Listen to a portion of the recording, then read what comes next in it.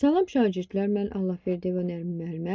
Bu videoda mən sizin üçün 8-ci sinif yeni biologiya dərsindən 7-ci bölmənin dərsinin izahını paylaşacağım. Deməli, burada deyir ki, canlı aləmin təsnifatı, bölməmizin adı budur. Və təsnifat nə deməkdir? Təsnifat, yəni onları sistemləşdirmək, yəni qrup yığmaq.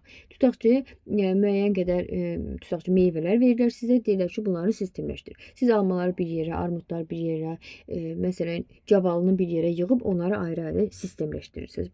Təsnimat bu deməkdir. Və qədim dövrlərdən insanlara təbii ki, müxtəlif canlılar məlum idi. Amma bu canlıları qarışıq şəkildə öyrənirdilər. Yəni bitkiləri ayrı, heyvanları ayrı, göbələklər və bakteriyaları ayrı deyə bir şey öyrənmirdilər.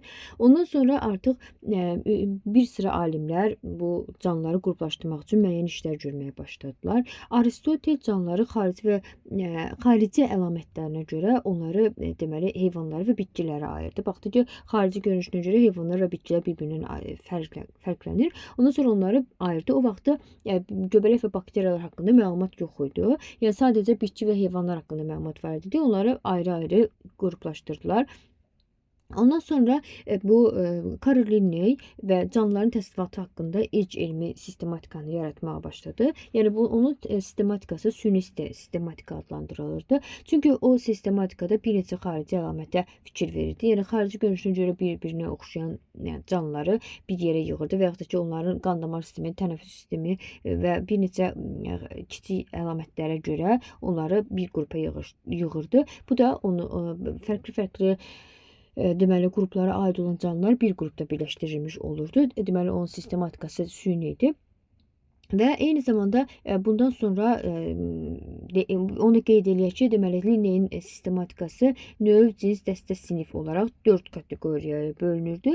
Bundan sonra Charles Darwin, belə deyək də, yekun olaraq Charles Darwin sistematikanı yaratdı ki, bu zamanda onlar qohumluq əlaqələrini əsas götürdülər. Yəni qohumluq əlaqələrini əsas götürdüyü zaman onlarda elə bil həmin yaş dövrlərində, bir neçə yaş dövrlərində canlıların xüsusiyyətlərini öyrənməyə başladılar və onları müqayisə elədilər ki, bu canlıları sadəcə müəyyən yaş dövründə yox da, inkişaf dövründə, embrionar dövründə və s. oxşar olsun ki, onları bir qrupa yığsınlar. Yəni Charles Darwin bu qohumluq əlaqələrini əsas götürdü. Yəni hal-hazırda istifadə etdiyimiz sistematika Charles Darwin sistematikasıdır. Amma Linnédən sonra Lamarck da sistematika yaratmışdı. Onun sistematikası yəni Charles Darwin'dən belə deyək də çox da inkişaf etmiş değildi, amma yenə də Linnéyə görə Linnénin sistematikasından daha da inkişaf etmiş bir sistematikaydı.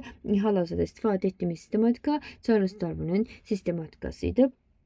Və orta əsrlərdə insanlara bir sıra epidemiyalar məlum idi və məsələn taun kimi, malyariya kimi, vəba kimi epidemiyalar məlum idi. Bunları da onların belə deyək də əmələ gətirən, onların yayılmasını təmin edən mikroorqanizmlər haqqında məlumatlar toplanmalı idi ki, onları sistemləşdirsinlər ki, yəni hansı mikroorqanizm hansı xəstəliyi törədir deyə müəyyənləşdirsinlər ki, onlara qarşı mübarizə tədbirləri həyata keçirdə bilsinlər. Deməli, canlı orqanizmlərin təsnifatından danışırıq. Deməli, deyirik ki, hal-hazırda istifadə etdiyimiz sistematika, bu sistematikadır ki, bitkilər və heyvanlar aləmi olaraq bölünüb. Bitkilərin sistematikası növ, cins, fəslə, sıra, sinif, şöbə, aləm. Heyvanların sistematikası növ, cins, fəslə, dəstə, sinif, tip olaraq bölünür. Deməli, bitkilərdə sıra, heyvanlarda dəstədir və bitkilərdə şöbə, heyvanlarda isə tipdir. Yəni dəstə və tipin olmasına görə heyvanlar aləminin nümayəndələri, heyvanlar aləminin sistematikası bitkilərin sistematikasından fərqlənir. Ən kiçik sistematik kateqoriya növdür, ən böyük sistematik kateqoriya olaraq da aləm olaraq götürürük. Baxın, burada göstərilib, tutaq ki, növdür. Növlər birləşir, bir neçə dənə növ birləşir cinsdə. Görürsünüz, bir neçə dənə növ birləşdi cinsdə. Bir neçə dənə cins birləşdi fəsilədə. Sonra fəsilələr birləşir dəstələrdə. Dəstələr siniflərdə, siniflər tiplərdə, tiplər isə aləmlərdə birləşirlər. Yəni növdən aləmə doğru getdikcə canlıların müxtəlifliyi artır, bir-birinə oxşarlığı azalır. Bir var, eyni növün fərqləri olsun. Bunlar bir-birinə daha çox oxşamış olurlar. Məsələn, qaymaq çiçək cinsinin dalayıcı qaymaq çiçəyin növü. Yəni bunlar hamısı dalayıcı qaymaq çiçəyidirlərsə, deməli eyni növdür. Bunlar bir-birinə daha çox oxşuyur. Amma bitki olaraq götürsə, aləm olaraq götürsə, yəni növdən aləmə doğru getdikcə, aləm olaraq götürsə, bitkilər aləmində bir çox bitkilər var. Onlar hamısı dalayıcı qaymaq çiçəyinə oxşamır axı. Ona görə də deyirik, növdən aləmə doğru getdikcə, deməli canlıların müxtəlifliyi artır, oxşarlığı azalır. Sayı da artır. Yəni burada tutaq ki, bir dənə növ ola bilər, amma aləmin içərisində minlərlə, milyonlarla bitki növləri var. Belə. Bu da belə. Sonra deyirik ki, növ quruluşca və fizioloji cəhətcə oxşar olan, sərbəst çarpazlaşıb döllü nəsil verən və təbiətdə müəyyən ərazini, arealı tutan fərdlər cəmidir. Yəni quruluşuna görə və fiziologiyasına görə. Fiziologiya nədir? Yəni onların həyat proseslər, yəni qan damar sistemi necə baş verir, tənəffüs sistemi, çoxalma prosesi necə baş verir, buna görə oxşar olan və sərbəst çarpazlaşıb döllü nəsil verən. Yəni eyni növün fərdləri bir-birlə sərbəst çarpazlaşır, yəni mayalama baş verir. Bu zaman döllü nəsil əmələ gəlir. Döllü nəsil nədir? Yəni o əmələ gələn fərd bundan sonra özü də bölünüb, özü də çoxala biləcək. Ona deyirik döllü nəsil. Və təbiətdə də müəyyən arealı tuta bilirsə, və biz buna deyirik növ. Yəni eyni növün fərdləri bu həm quruluşuna görə, həm qan damar sisteminə, tənəffüs sisteminə, yəni heyvandırsa və çoxalma xüsusiyyətlərinə görə, bir sıra qidalanma xüsusiyyətlərinə görə, bir sıra xüsusiyyətlərə görə oxşar olmalıdır ki, bunları eyni növdə yerləşdirək. Sonra deyirik ki, Linne ikiqatlı adlarını elmə gətirmişdi. İkiqatlı adları yəni necədir?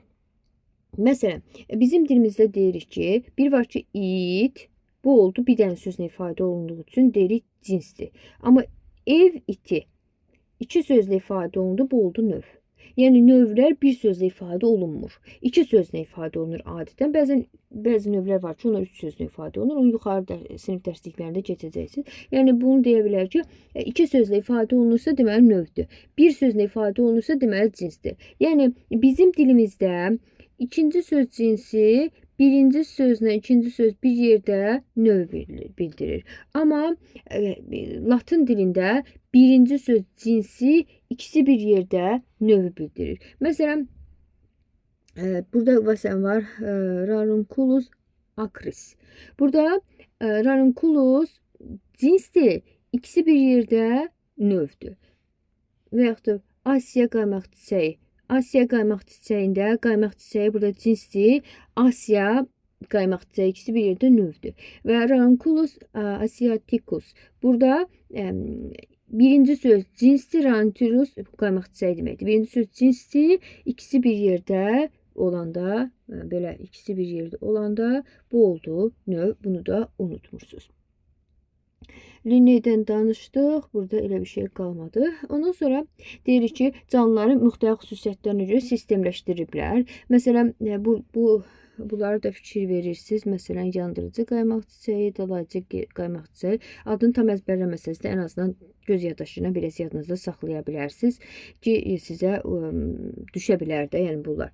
Və canlıların təsnifatı canlıları bir sıra xüsusiyyətlərinə görə təsnif etmək olar. Məsələn, hüceyrənin təbiətinə görə, yəni prokaryotdur yoxsa eukaryotdur. Orqanizmin təşkilinə görə bir hüceyrəlidir yoxsa çox hüceyrəlidir. Qidalanma tiplərinə görə avtotrofdur yoxsa heterotrofdur olan xüsusiyyətlərinə görə bir-birindən fərqləndirmək olur. Məsələn, prokaryotdur yoxsa eukaryotdur. Əgər biz bilirik ki, hüceyrə xaricdən qılafla örtülüb, orta hissəsi sitoplazmadır və bu hissədə də nüvə var. Əgər bu formalaşmış nüvəsi varsa və bu quruluşa malikdirsə, deməli eukaryotdur. Əgər bu formalaşmış nüvəsi yoxdur, sadəcə qılaf və sitoplazmadan ibarətsə, deməli prokaryotdur. Eukaryotlara aid edilir bitkilər, heyvanlar, göbələklər və protistalar. Burada danışacağıq birazdan. Və prokaryotlara isə aid edilir bakteriyalar və siyanobakteriyalar. Orqanizmin təşkilinə görə bir hüceyrə və çox hüceyrə olur. Bədənlər yalnız bir hüceyrədən ibarətdir və bütün həyati funksiyalar, yəni çoxalma, qidalanma, tənəffüs kimi bütün funksiyaları sadəcə bir hüceyrə yerinə yetirirsə, bu olur bir hüceyrəli. Əgər bədənlər çoxlu hüceyrədən təşkil olunub və bu hüceyrələr hərəsi ayrı-ayrılıqda işlər görürsə, deməli, bu da oldu çox hüceyrəli. Avtotrof qidalanma tiplərinə görə avtotrof olur və heterotrof olur. Avto öz-özünə deməkdir. Yəni özü qeyri-üzvü maddələrdən üzvü maddə hazırlaya bilirsə olur avtotrof, özü üzvü maddə hazırlaya bilmirsə bu oldu heterotrof. Heterotroflara deyə bilərik ki, məsələn bütün göbələklər heterotrofdur. Heyvanların əksəriyyəti heterotrofdur. Bakteriyaların içərisində avtotrof nümayəndələri də var, heterotrof nümayəndələri də var. Belə, yəni protistalarında heterotrof nümayəndələri də var. Avtotrof nümayəndələri də var. Deməli, burada protistalara da bakteriyalar, protistalar falan hamısına aid olan xüsusiyyətlər, yəni nümayəndələr göstərilmişdir. Deyirik ki, bakteriyalar da bir hüceyrəlidir, protistalar da bir hüceyrəlidir. Protistalar eukaryotlara aid edilir, yəni formalaşmış nüvəsi var. Bakteriyalar isə prokaryotlara aid edilir. Baxın burada prokaryotların nümayəndələri göstərilir. Bax, məsələn deyirik ki, invizor tərlik, bunun xüsusi quruluşuna baxırıq. Ağız dəliyi var, kirpikçiklərlə hərəkət edir. Hərəkət orqanoidi nədir? Kirpikçiklər. Böyük nüvəsi var, kiçik nüvəsi var, tulantı dəliyi var, yığılıb açılan vakuollara malikdir. 2 dənə yığılıb açılan vakuol var. Bu isə tulantı dəliyi var. İfrazat funksiyasını yığılıb açılan vakuollar yerinə yetirir. Amma yəni ifrazat funksiyasını yerinə yetirən orqan yadınızda saxlayın ki, hər zaman maye halında olan ifrazatı xaric edən bir orqandır. Tulantı dəliyi isə qida maddələrini xaric edir. Buna fikir verirsiniz. Sonra məsələn burada bizdə ameb göstərilib. Ameb yalançı ayaqları var. Hərəkət orqanoidi deyəndə deyirik yalançı ayaqları var. Yığılıb açılan vakuolu var. Sonra nüvəsi var, stoplazması var. Belə bu şəkildə dəyişkən deməkdir ameb. Ameb sabit bədən forması yoxdur. Belə dəyişə bilir. Sonra məsələn yaşıl evqleyna misal göstərə bilərik, xladamnada misal göstərə bilərik, xlorella misal göstərə bilərik. Bunlar avtotrof yolla qidalanan protistalardır. Bunlar isə heterotrof yolla qidalananlardır. Avtotrof yolla qidalananlara məsələn xladamnadan baxın qırmızı gözlüyü var. Ümumiyyətlə yadınızda saxlayın, qırmızı gözlük kimdə varsa, o avtotrof yolla qidalanır və eyni zamanda onun hərəkətə xidmət edən bir orqanoidi var. Məsələn, xladamnadanın hərəkətə xidmət edən bu xladamnadadır. Xladamnada hərəkətə xidmət edən qamçısı var.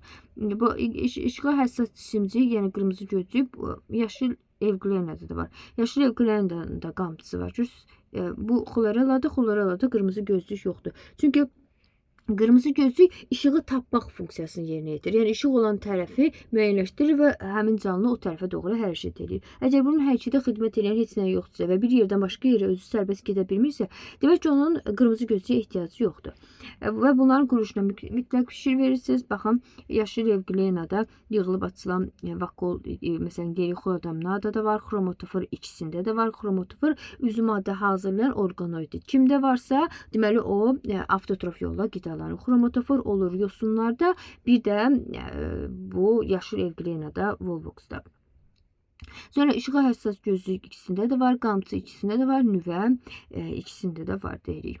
Və eyni zamanda xromatofor və nüvə xlorella yosununda da var. Bunlara bu şəkilləri boşuna verməyiblər. Bu şəkillərə mütləq fikir verirsiniz. Evqleyna deyirik ki, fotosintez prosesini həyata keçirdir. Yəni avtotrof yolla qidalanır. Əgər qaranlıq olarsa, fotosintez prosesini həyata keçirə bilmirsə, bu zaman heterotrof yolla da qidalanır. Yəni hazır qidalarda qidalana bilir. Həm avtotrof, həm heterotrof yolla qidalandığı üçün biz deyirik ki, bunlar miksatrofdur. Və protistalar həyatının az bir hissəsi ən azı bir mərhələsində hərəkətli olurlar. Yəni tutaq ki, baxın, hamısı yetkin fərd mərhələsində aktivdir. Yaşıl evqleyna, volvox, sonra xladamnada, amöb hamısı hərəkətli quruluşa malikdir. Belə, bir də protistaların koloniya halında yaşayan nümayəndələr var. Koloniya nə deməkdir? Bir var ki, bu bir hüceyrədən ibarət olan bir orqanizmdir. Bir də var ki, bu hüceyrə bölünür. Bilir ki, bir hüceyrəlilər bölünür, 2 dənə hüceyrə əmələ gətirir, düzdürmü? Bəzən ola bilər ki, bu bölünən hüceyrə bu əvvəlki hüceyrədən qopmasın. Sonra bu da bölünür. bu birisi hüceyrədə bölünür. Belə bölünə gedirlər və qopurlar. Qopmadılarsa deməli nə əmələ gətirirlər? Koloniya əmələ gətirirlər. Və koloniya əmələ gətirmək onlar üçün faydalıdır. Çünki birinə əgər işıq düşmürsə, fotosintez eləyə bilmirsə, digərinə işıq düşürsə, onun yəni qidalanmasını təmin eləyə bilir. Və koloniya halında yaşayan deməli protistalara deyirik ki, Volvoxu, Panderinanı və Ganiumu misal göstərə bilərik. Bunlar da belə. Və bir də deyirik ki, protistaların təsnifatı hələ tam belə deyək də elmə təzə daxil edilib deyə, yəni ən azından bizim ədəbiyyatlara təzə daxil edilib. Bunlar haqqında hələ tam geniş məlumat yoxdur. Və heyvanları necə təsnif edirik? Heyvanları dedik ki, növ, cins, dəstə, növ, cins, fəslə, dəstə, sinif, tip, aləm olaraq. Yəni növlər cinslərdə, cinslər fəslələrdə, fəslələr dəstələrdə, onlar isə sinif, tip, aləm olaraq qruplaşdırılır. Və baxın burada Amur pələngi növünü sistematik kateqoriya olaraq yazıblar. Bunu əzbərləyirsiniz. Deməli, Amur pələngi növü panter cinsinə aiddir, pişiklər fəsləsinə aiddir, yırtıcılar dəstəsinə aiddir, məməlilər sinfinə, xordalar tipinə və heyvanlar aləminə aiddir. Bunlara da fikir verirsiniz. Sonra deyirik ki, heyvanlar aləminə bölünür. Onurğasızlar və onurğalılar. Onurğasızlara aiddir, məsələn, bağırsaq boşluqlar tipi, yastı qurtlar tipi, sap qurtlar, həlqəvi qurtlar, molluskular, dərsticanlılar və buğmayaqlar tipləri. Bunların xüsusiyyətlərini mütləq şəkildə əzbərləyirsiniz və onların şəkillərinə də baxırsınız. Bircə danışaq bağırsaq boşluqlar tipi. Baxın, bunlar bağırsaq boşluqlar tipi nümayəndələrdir. Sfoid meduzaları, mərcan polipləri və hidrozalar sinfi siniflərdir və onların da nümayəndələri var. Deyirik ki, bağırsaq boşluqlar su mühitində yaşayırlar. İlk dəfə onlarda şüalı simmetriya əmələ gəlmişdir. Tipin ən səciyyəvi xüsusiyyəti bağırsaq boşluğunun və dalayıcı hüceyrənin olmasıdır. Əslində biz köhnə ədəbiyyatlarda bunlar haqqında daha geniş məlumat danışırıq, öyrənirik, amma təzə ədəbiyyatlarda onlar çıxarılıb, yəni sizə nə verilibsə onu öyrənməyiniz kifayətdir. Yastı qurtlar tipi burada şəkildə də göstərilib. Yastı qurtlara ilk dəfə iki tərəfli simmetriya əmələ gəlmişdir. Bədənlər bir qanun istiqamətində yastılaşmış bir vəziyyətdədir. Ona görə də bunlar yastı qurtlar adlanır. Bunlarda artıq orqanlar və orqanlar sistemi mövcuddur. Deyirik ki, bağırsaq boşluqlar tipi çox hüceyrəlidir, amma onlarda hüceyrələr ixtisaslaşmayıb. Yəni ixtisaslaşıb toxuma və orqanlara əmələ gətirməyib. Yəni onlarda toxuma və orqanlar yoxdur. Amma yastı qurtlarda ilk dəfə toxuma və orqanlar sistemi əmələ gəlmişdir. Və yastı qurtlar sinfinin də tipinin də kirpişli qurtlar, sorucu qurtlar və lent şəkilli qurtlar sinifləri var. Onlarda nümayəndələr var. Kirpişli qurtlara ağ planari, sorucu qurtlara qaraciyər sorucusu, lent şəkilli qurtlar isə öküz soliteri aid edilir. Sonra gəlir sap qurtlar tipi. Burada sap qurtlar tipinin deməli sinifləri göstərilmiş. Yəni bir dənə sinfi göstərilib. Nematodlar sinfi. Buna da insan askarida misal göstərə bilərik. Və sap qurtlar tipinin xarakterik xüsusiyyətləri bədən xaricdən kutikula örtülüb, insanın bağırsağında yaşayırlar adətən və orada bağırsaqda həzm fermentlərinin tərsinə məruz qalıb məhv olmasınlar deyə bədənləri üzərinə kutikula ilə örtülüb. Daxili orqanları xüsusi divarı olmayan iç bədən boşluğuna aiddir. Deməli, iç bədən boşluğu əmələ gəlib sap qurtlarda əksəriyyəti müxtəlif cinslidir və bunlara əsas sap qurtlar və ya nematodlar sinfi aid edilir. Nümayəndəsi də insan askardidir. Bu xüsusiyyətləri mütləq əzbərləyirsiniz. Sonra həlqəvi qurtlar tipi. Həlqəvi qurtlar tipini burada azqırlı qurtlar sinfi, çoxqullu qurtlar sinfi və zərrilər sinfi sinifləri göstərilmişdir və onların da nümayəndələrini əzbərləyirsiniz. Azqırlı qurtlara soxulcan, çoxqullu qurtlara nerit, zərrilərə isə tip zərrisi aid edilir. Və bunların bədəni uzunsov formadadır, buğumlara bölünür. Bunlar çox önəmli xüsusiyyətlərdir. Və bunlarda ilk dəfə qapalı qan damar sistemi yaranmışdır. Bunlarda əzbər öyrənirsiniz. Sonra gəlir molluskular. Molluskular tipi qarnayıqlar sinfi, çitaylar sinfi, başayıqlar sinfi aiddir. Məsələn, qarnayıqları ilbizi göstərə bilər, şəkildə göstərilib. Çitaylara məsələn anodonta misal göstərə bilərik, başayıqlara isə kalmara misal göstərə bilərik. Və bunların bədəni xaricdən çanaqla örtülmüşdür. Çanağın altında isə mantia adlanan dəri törəməsi var. Eyni zamanda dərsi tikanlar tipinin nümunələrini də deyə bilərik. Dərsi tikanlar tipinin sinifləri dəniz ulduzu sinifi, dəniz kirpiləri və holotorilər aid edilir və bunların bədənləri xaricdən iynəciklərlə örtülmüşdür. Yetkin formaları şüalı, özləri isə sürfələri isə iki tərəfli simmetriyaya malikdir. Yəni bunlarda iki tip fərqlilik var. Yəni yetkin formalı şüalı simmetriya, sürfələr isə iki tərəfli simmetriyaya malikdir. Dəniz ulduzları, dəniz zambaqları, ofiurlar, dəniz kirpləri və holoturlar bu tipə aid edilir. Sonra keçirik bağırsaq boşluqları tipinə. Bağırsaq boşluqları tipinin nümunələrinə deyirik ki, tipin ən xarakterik xüsusiyyətini deyək ki, bədən buğumlarla örtülüb, buğumlara bölünüb deyirik və ən xarakterik xüsusiyyəti xarici skeletinin olmasıdır. Yəni bizdə tutaq ki, daxili skeletdir, daxildən skelet üzərində əzələ var, onlarda isə skelet xaricdə olur və üç sinifi var: xərçəngimlər, hörümçəkimlər və həşəratlar sinifi. Bunları da xərçəngimləri, məsələn, xərçəngi misal göstərə bilərik, hörümçəkimləri, hörümçəkləri, əqrəbləri, həşəratları isə tanıdığımız bütün həşəratları misal göstərə bilərsiniz. Məsələn, Asiya çərkəsi, kələm kəpənəyi, bunları göstərə bilərsiniz. Milçək, ağcaqanad, arı, kəpənək, bunlar hamısı buğumlayıqlar tipinin, həşəratlar sinifinin nümunələridir. Sonra xordalar tipi. Xordalar tipinin əsas xarakterik xüsusiyyəti xordanın olmasıdır və xorda dayaq funksiyasını yerinə yetirərək bədənə möhkəmlik verir. Belə deyək də, ibtidai nümunələrində xorda ömür boyu saxlanılır, amma tam inkişaf etmiş ailə quruluşu nümunələrində isə xorda sonra onurğa ilə əvəz olunur. Və bunlara qığırdaqlı balıqlar sinifi, sümüklü balıqlar sinifi, suda quruda yaşayanlar, quşlar, məməlilər, sürünənlər sinifləri xordalar tipinə aid edilir.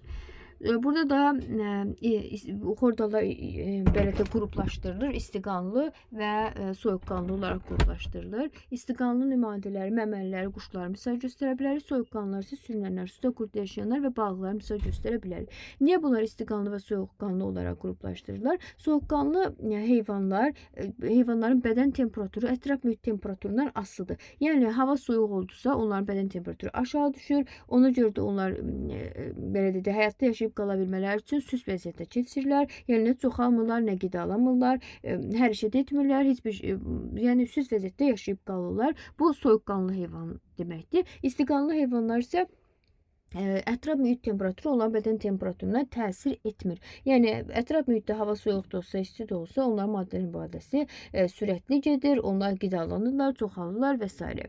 Müəyyən qədər təsir eləyə bilər təbii ki. İndi bilirsiniz ki, məsələn, hava soyuq olanda quşlar az yumurta qoyur, hava isti olanda yaxşı yumurta qoyur falan, amma təbii ki, bu ümumilikdə onların aktivliyinə təsir etmir. İstiqanlı heyvanlara quşlar və məməliləri misal göstərə bilərik. Sonra bitkilər aləminin təsnifatı. Bitkilər də müxtəlif xüsusiyyətlərinə görə fərqləndirilir. Qədim dövrlərdə insanlar bitkiləri xarici görünüşlərinə, istifadə sahələrinə, yetişdirdikləri mühitə görə qruplaşdırırdılar. Məsələn, su mühitində yetişir, quru mühitində yetişir və s. və nəyə görə istifadə edilir? Dərman bitkisidir, qida kimi istifadə olunur, texnik bitkidir və s. bu şəkildə qruplaşdırılır. Amma hazırda bitkilər yalnız gözlə görünən əlamətlərinə görə deyil, irsi xüsusiyyətlərinə görə də qruplaşdırmaq olar. Məsələn, burada göstərilir qıcı və mamır. Qıcı ilə mamır bir sıra xüsusiyyətlərinə görə bir-birindən fərqlənirlər. Baxın, bu qıcının, deməli, mamırın yetkin fərdidir, bu qıcının yetkin fərdidir. Bunların, məsələn, qıcının mamırda, baxın, başının üzərində qutucuq varsa, deməli dişidir. Yoxdursa, deməli bu erkəkdir. Mamırlarda deyirik ki, yetkin fərddən qametlər əmələ gəlir. Deməli, yetkin fərd nədir? Qametofit nəsildir. Və qutucuqda isə sporlar əmələ gətirir. Deməli, qutucuq nədir? Sporofit nəsildir. Bu da belə. Ondan sonra baxın, burada görürsünüz ki, çoxalmasını göstərilib. Qutucuqda sporlar əmələ gəldi. Sporlar inkişaf elədi. Protonema əmələ gətirdi. Protonemadan yetkin qıcı mamır inkişaf elədi. Mamırda qametlər əmələ gətirdi. Onlar da birləşib zigot əmələ gətirdilər. Erkək və dişi qametlər əmələ gətirdi. Onlar da birləşib zigot əmələ gətirdilər və zigotdan da yetkin mamır inkişaf elədi. Və deyirik ki, mamırın Dişi fərdləri qamçısız, erkək fərdləri isə qamçılı olur və mühit də su mühiti olmalıdır mütləq çoxalması üçün və eyni xüsusiyyətlər erkək fərdlərin qamçılı, dişi fərdlərin qamçısız olması və su mühitində çoxalması mamırla qıcının ortaq xüsusiyyətidir.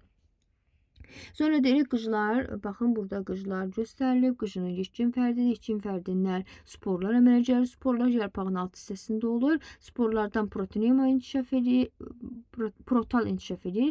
Protalın da alt hissəsində qametlər əmələ gəlir. Qametlər birləşir və rüşemli protala o isə yetkin qıcıya başlanğıc verilir.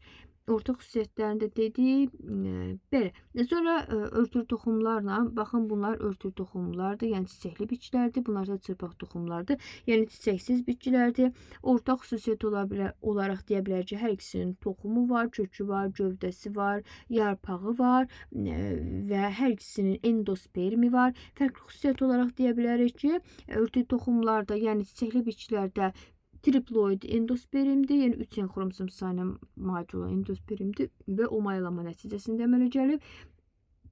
Çırpaq toxumlarda isə N xromosom sayına malik olan endospermdir və o maylama nəticəsində əmələ gəlməyib. Və fərqli xüsusiyyət olaraq da qeyd edə bilərik ki, çırpaq toxumlardan fərqli olaraq örtülü toxumlarda çiçək var, meyvə var. Bu onların generativ orqanlarıdır. Çırpaq toxumların isə qoza var ki, o da onun generativ orqanıdır və toxum da var. Yəni toxumun olması ikisi üçün də ortaq xüsusiyyətdir. Qoza olması çırpaq toxumlara aiddir. Çiçəyin, meyvənin olması isə örtülü toxumlara aid xüsusiyyətdir. Hər ikisi toxumla çoxalan bitkilərdir və mamırla qıcı isə hər ikisi sporla çoxalan bitkilərdir. Deməli, bitki təsnifatının əsas prinsiplərindən nədən danışacağıq? Bir də deyirik ki, bitkilərin əsas xüsusiyyətləri, yəni hamısı üçün önəmli olan xüsusiyyət fotosintez etməsidir. Ehtiyat qida maddəsi nişastadır. Pasiv hərəkət edirlər. Pasiv hərəkət odur ki, yəni bir yerdən başqa bir yerə getməsi üçün qamçısı falan yoxdur, kirpikçiyi falan yoxdur. Yəni sərbəst bir yerdən durub başqa yerə gedə bilmir. Sadəcə toxumlarını yayır, sporlarını yayır. O da küləyin və yaxud da suyun sayəsində və yaxud da heyvanların sayəsində ola bilər ki, bu da pasiv hərəkət adlanır. Və ehtiyat qida maddəsi nişasta adlanır, hüceyrə divarına malikdir və xlorofilə malikdir. Özləri üzü maddə hazırlaya bilirlər. İri vakuollara malikdir ki, hazırladığı üzü maddələrin bir hissəsində vakuollarda toplanırlar və xloroplastlara malikdir. Bu dediyim xüsusiyyətlər çox önəmlidir. Bu hissəyə mütləq şəkildə fikir verirsiniz. Xloroplastlar və yalnız bitkilər üçün xarakterdir. Xlorofil məsələn heyvanlarda da var, bəzi heyvanlarda var. Məsələn yaşlı evlərə Roblox kimi heyvanlarda var. Bəzi bakteriyalarda da var, amma xloroplast yalnız bitkilərdə olan bir xüsusiyyətdir. Baxın, burada da bitkilər bölünüb. Borlu bitkilər, borsuz bitkilər. Məsələn, borlu bitkilər örtülü toxumlar, çırpaq toxumlar, qıcılar aid edilib, amma borsuz bitkilərə mamırlar və yosunlar aid edilib. Sonra burada borsuz bitkilərə aid olan yosunların bədəni tallondan ibarətdir və onlarda hüceyrələr ixtisaslaşmayıb. Yəni bir hüceyrə nümayəndələri də var, çox hüceyrəli nümayəndələri də var, amma onlarda hüceyrələr, yəni belə deyək də, birləşib toxuma və orqanlar əmələ gətirməyiblər. Və yosunların əksər hüceyrələrində fotosintez prosesi baş verir. Sonra deyirik ki, məsələn, şöbə olaraq bölünür örtülü toxumlar. Örtülü toxumlar şöbəsi iki yerə bölünür. Birləpəllər sinfi və ikiləpəllər sinfi. Ümumiyyətlə, bu birləpəllərə aid olan fəsillər, məsələn, qırtıs kimlər, zambaq kimlər aid edir. Əslində onlara aid olan fəsillər başqaları da var, amma burada qeyd olunmuyor. Burada nə qeyd olunmuşsa, onları öyrənməyiniz kifayətdir. Məsələn, ikiləpəllərin siniflərində xaç çiçəklər və paxlallar fəsləsi. Məsələn, paxlallar fəsləsinə cinsi, məsələn, noxud cinsi, yonca cinsi, sonra onların növləri var. Üç yarpaq yonca, ağ yonca. Görürsünüz, yonca cinsdir, ağ yonca isə növdür, çünki iki adla adlandırılıb. Sonra deyirik ki, su mühitində yaşayan yosunlar lazım olan qida maddələri bədən səthi ilə sorurlar. Çünki onların kökü, gövdəsi falan yoxdur.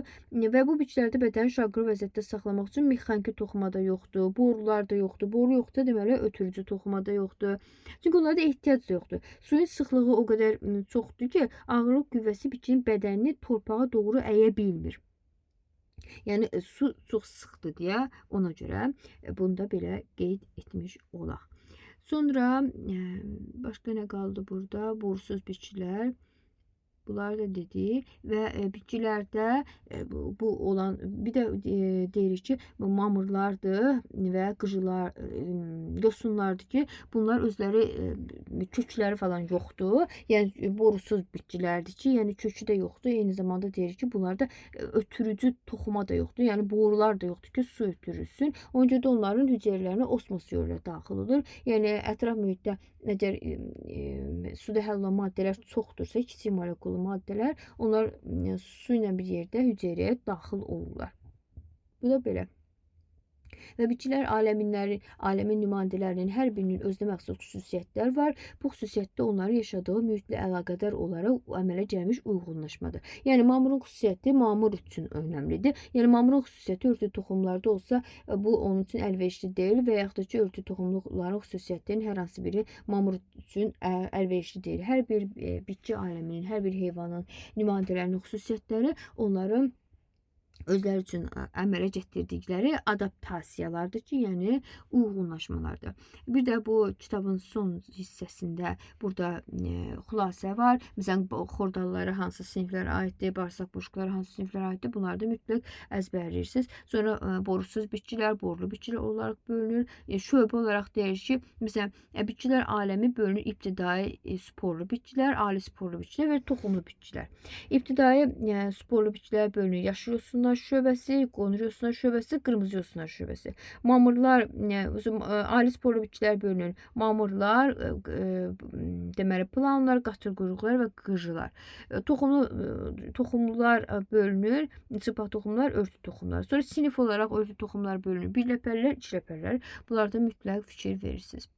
İzah bu qədər şagirdlər, hər birinizə uğurlar, sağ olun.